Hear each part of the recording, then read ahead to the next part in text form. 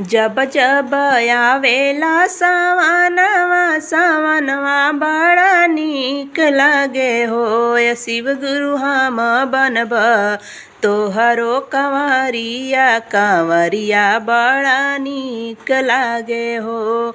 हे शिव गुरु हम बनब तोहरो कंवरिया बड़ा नीक लागे हो।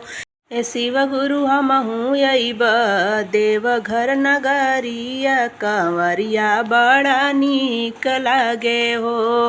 हे शिव गुरु हमहू अइब देवघर नगरिया कंवरिया बड़ा नीक लागे हो। केतुअन कहाउए मंदिरवा त केतुअन के वाड़ लागल हो।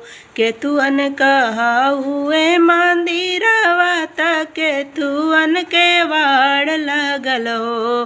हे शिव गुरु केतुअन लागल हउए जंजीरवा बड़ा नीक लागे हो।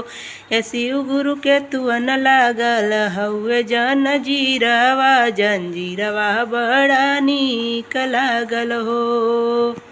हे शिव गुरु हमहू अइब देवघर नगरिया कंवरिया बड़ा नीक लागे हो।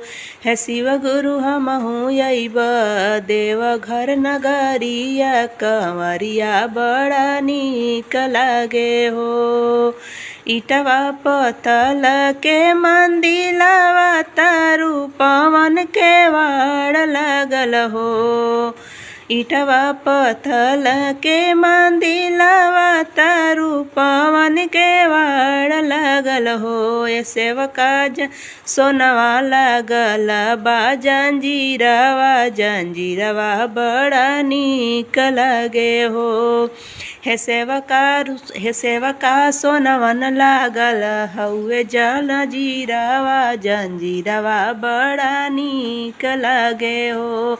हे शिव गुरु हमहू अइब देवघर नगरिया कंवरिया बड़ा नीक लगे हो। जब जब आवेला सावनवा बड़ा नीक लागे हो। हे शिव गुरु हमहू बनब तोहरो कंवरिया बड़ा नीक लागे हो। हे शिव गुरु हमहू बनब तोहरो कंवरिया बड़ा नीक लागे हो। हे शिव गुरु हमहू अइब देवघर नगरिया कंवरिया बड़ा नीक लागे हो।